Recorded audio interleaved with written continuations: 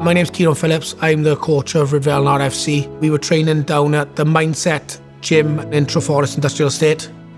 We was waiting in the waiting area of the gym and a massive explosion just went off, bangs, there's a fire started, the floor's raised, the stairs are everywhere, the doors just flung off towards us.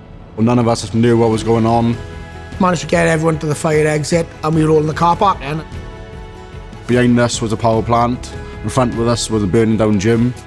We were just trapped and the only option was the fence to the right hand side of the building. That fence was a big fence. We're all kicking it, ripping it, and at first our fence was going nowhere. It just got scarier and scarier, but with adrenaline as well, we just got our fence down and managed to get people through it. Boys wedi gweithio gyda gilydd yn gwych, really. Oedd e'n relief i just gael ffordd allan. We knew we had to get through. It didn't matter what was in front. It could have been a brick wall and I think the boys would have knocked it down.